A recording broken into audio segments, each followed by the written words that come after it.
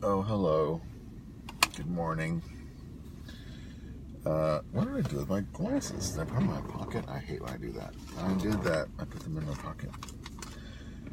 So, welcome to my car.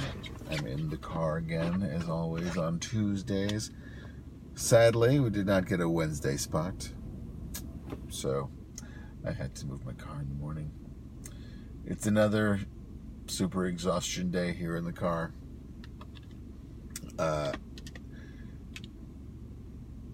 This week, for some reason, people didn't go bananas with getting up early and moving their cars. So I did, as I always do. But I'd say when I got up this morning, I got out of here at like 6:40. Only half the block was parked in. So I was actually able to get my old spot that I prefer, which is right in front of my building. And is a blessing to be able to get. So here I am, and I tried to sleep for the first half hour of my purgatory here in the car, but I was unable to successfully sleep. Oh, you know when you get coffee and it's good, and you sip it, and it's like a relief. This is not that. This is unfortunate. I just don't know what makes it. Why sometimes coffee is good and sometimes coffee is bad. This coffee. It could also be my taste buds right now, but this coffee is bad. So far, maybe I'll get used to it. I don't think so. Cheers to you, my expensive cup of coffee. It was so much more expensive than getting it at the Korean deli on the corner. But in theory, it should be better. But in practice, is not. So good morning to you, my friend, who is watching this morning. Who is it? Nope, it's not telling me. Isn't that a mystery person? Well, good morning to you, mystery person. It is raining here. That may have had something to do with the lack of parking competition this morning. People just not wanting to get up, or they stayed up too late, watching television or doing other things. This is a city of insomniacs, because if you're not out here enjoying what you're going to do.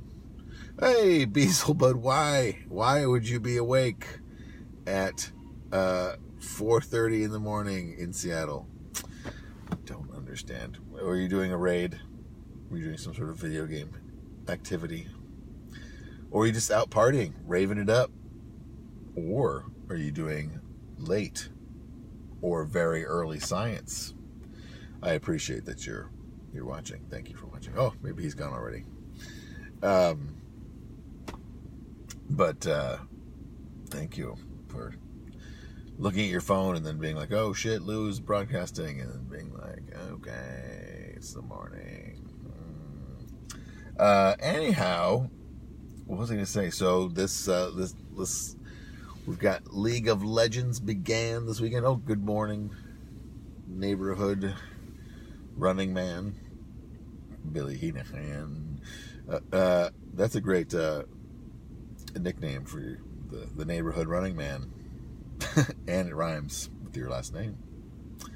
So I propose that you change your name from Billy to neighborhood running man. Oh no, then it has to have Billy Heenan, because it lyrically flows. Anyway, so this last weekend was the beginning of League of Legends seasons, and I watched a bunch of League of Legends this weekend. Patent pending. I don't blame you. You just give me a nod. I don't need any money for that.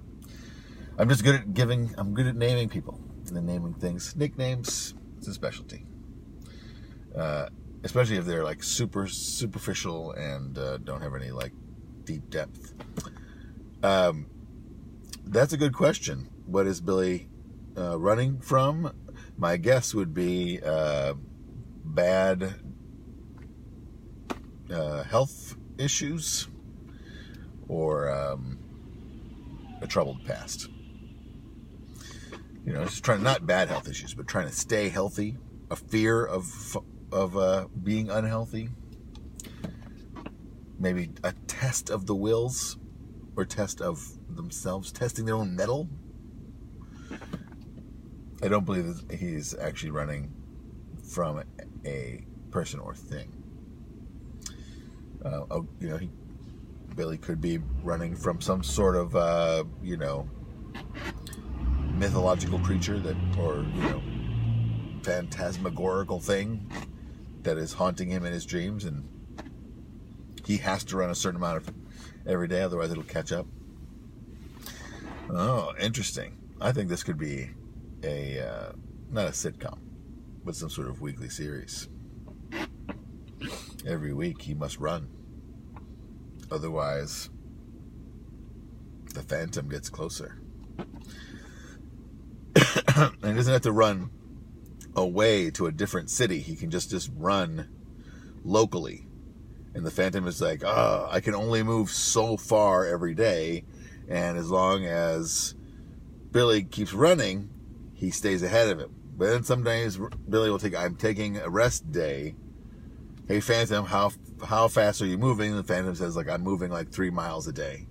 He's like, great, I'm going to run 3.5 miles today to stay ahead of you, and then I'm going to take a rest after 6 days so that I know I have a full, 3 miles built up.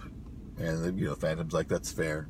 When I do get you, I will possess you and inhabit your body and live your life while you're trapped inside your own mind. But I'm proud of your health. Yep. I think I'm not sure how healthy Thurston is. I mean, Thurston is genetically, I think, a thin person. But I don't know if you have to run from Thurston. Thurston, do you do a lot of running? I don't know. But, if you need to imagine Thurston as sort of a... as the villain, your reason for running, I'm sure he's fine with that. Oh, you bike. There's a sensible person. I can't do the running because my just hatred of having to come back from a place on my own when I get out there. I run and then I'm like, oh shit, I have to go back. I don't want to do that. If I can do it on a bicycle, no problem. I always wanted to do the New York Century, and I never do it. And I'm sad whenever I see it. Like, oh, it was the New York Century today? Oh, well. Womp, womp. At this point, I don't know I could physically do it. I think at the end of it, I would be suffering a great deal. I remember when I went to the Schwambigen Fat Tire Festival, which was the 40-mile off-road mountain bike race I used to do in the go-go 20s. That one, even in the years where I was in my best shape, I would still be I would have my pouch, my back pockets filled with power bars and balance bars and the goo packets, the early goo packets. And by the end of the race, I'd just be like, oh my God, smashing goo packets in my face to try to survive the end of that race. Because the end of that race had so many ups and downs and ups and downs. So it was quite tiring. But I think they still do that race. It's a lot of fun. I would do it again, but I would have to ride a ton. And then hope it wasn't the one year that it stormed all night before it, and then became like a Bataan death march of people walking their bikes in like a narrow trench of mud. It was character building, I think. I don't know if I didn't have to talk to people, so that was okay. I only talked to that one group of dudes when there's this one huge fireman hill, and I was going to be like, I'm going to ride all the way up it, and I almost made it all the way up, and then these guys kind of got in my way, and it was all I needed to, like, not have the momentum to keep going. And then I had to walk the rest of the way and to the top of this fire hill. It was sort of disappointing, but but it was one of those things where you were riding and people were like, I was riding up the hill and like some people would be like, yeah, go, because I was grinding this like little gear all the way up this incredibly steep gravelly road. And I can remember this. People, some people would be like, go, and then other people would be like, just get off and walk, man. Like, being weirdly, join us in our, like, steady uphill slog. And I really didn't want to get off, but I ended up doing it. I don't know if I ever made it up the entire thing, which is a sad thing. It was a really steep and long uphill climb, even on the years when it wasn't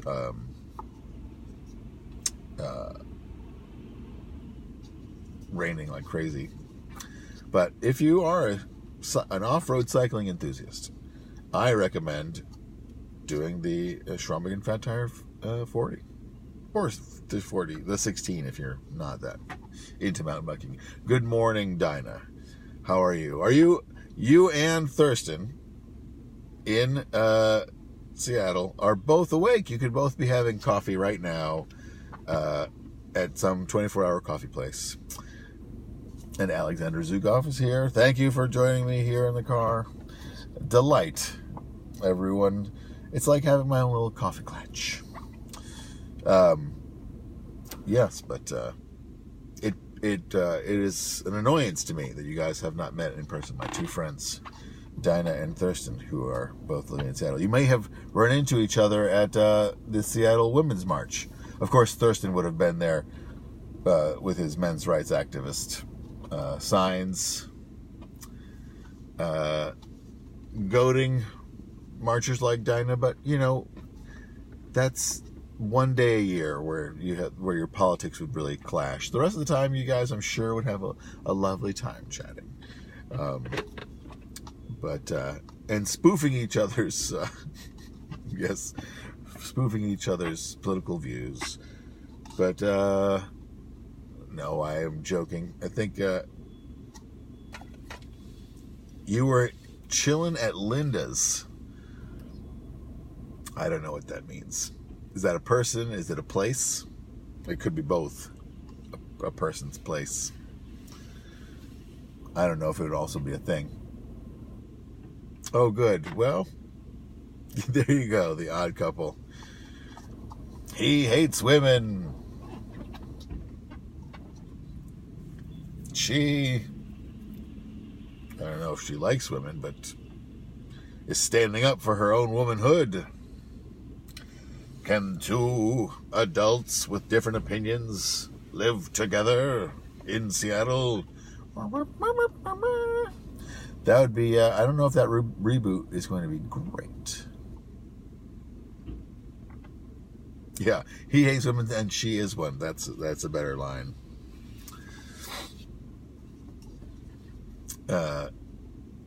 I think that could actually be very funny. Now, has anybody who's watching seen that terrible, is it Netflix? Or is it Amazon Prime? The terrible sitcom, what a switcheroo! That the woman is the men's rights activist and the guy is the feminist. That is a switcheroo. I was going to ask if anyone has seen the Netflix show about the sitcom whatever, doesn't matter, streaming service show about the marijuana dispensary that got its second season picked up. I mean, it's not a good show. And somehow it got a second season. And it stars what's-her-face from Misery. She's been in things more recent than that, but that's what I think of. The one who says the cock-a-doodle. Yes. And she runs a marijuana dispensary, and she has like a mixed-race son, and she wears like it's terrible. It is Kathy Bates. You're both correct.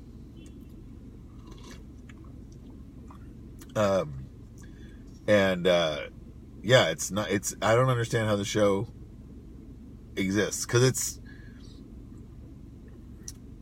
it's got that bad sitcom feeling where everything feels forced and real ham-fisted jokes, and the characters are real thin, and I tried watching it several times and was just like, why am I doing this to myself?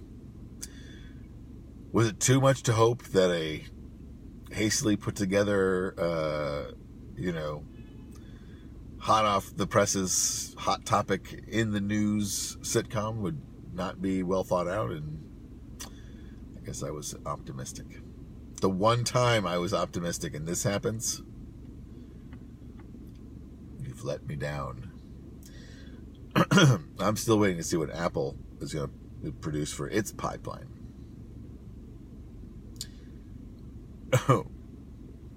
Oh, I haven't seen. I have totally forgotten anything about it. You're saying that there are fake commercials for the marijuana dispensary on it?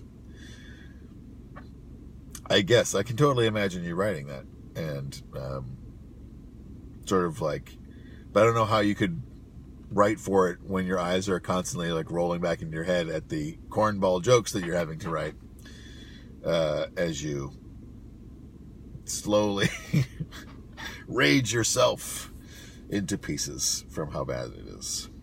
This coffee is growing on me. I initially said it was not very good. This muffin that I got from the place down the street, the new coffee place, was very expensive for a muffin. We won't discuss the prices, but let's say it's New York prices. Your new spec. Dinah is saying that her new spec script is about a guy who nails his dick to a board. Now, is this using one of my kits, or is it, previously on another car? Airport prices. That's another good analogy. In a previous sitting in the car, we discussed selling a kit on Shark Tank where you could nail your dick to a board with all the different kinds of nails, and to all different kinds of wood. But I'm glad that you reminded me of that, because I have to talk to my patent lawyer about that. But could you make an entire TV show about it? An episode of Shark Tank? Sure.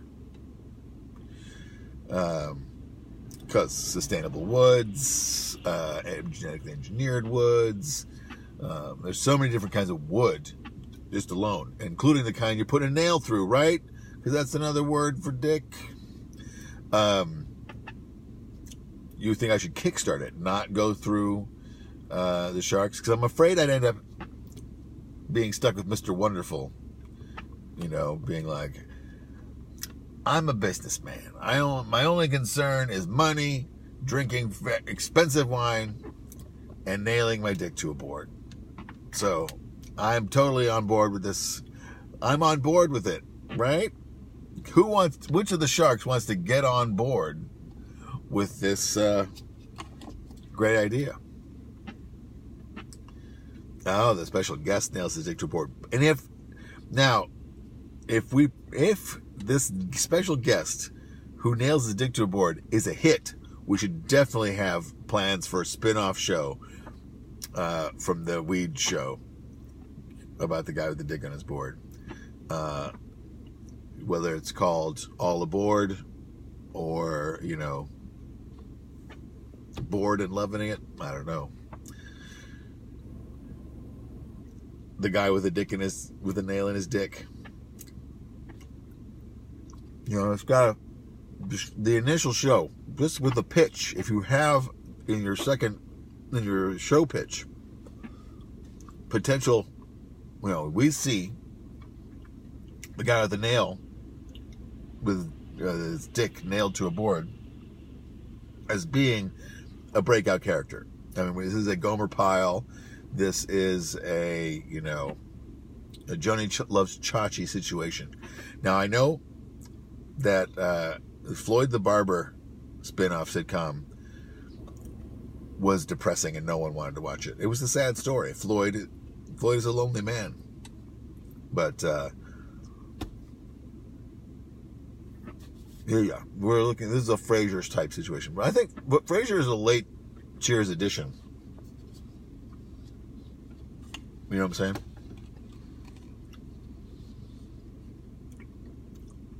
Oh, that's a good question, Billy. Billy is asking when the previous board president is going to come sit in my car. I think the reason he wouldn't sit in my car is because he doesn't like me. And I think he would. I don't know if he thinks about me at all, but I think he has disdain for me. Even though I've been on the board now for like a decade, which is fucking crazy.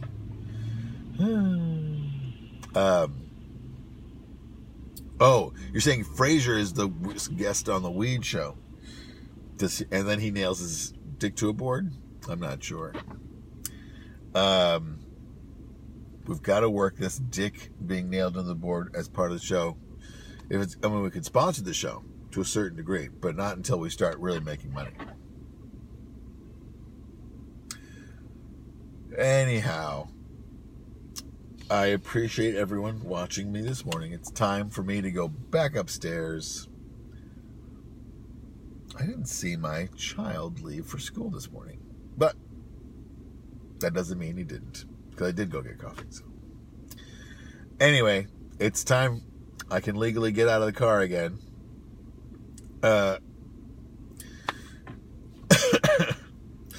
So thanks for watching, everybody. I'm going to go upstairs and try not to fall asleep and then go to work. And then I'll be back here in the car at 5, because that's how cool life is. Yay. Oh, Ace follows you on Instagram, not Kelsey Grammer or Frasier or a guy with his dick nailed to a board. All right. We'll see you guys later. Thanks for watching me here in my car. Thanks, New York City. Bye.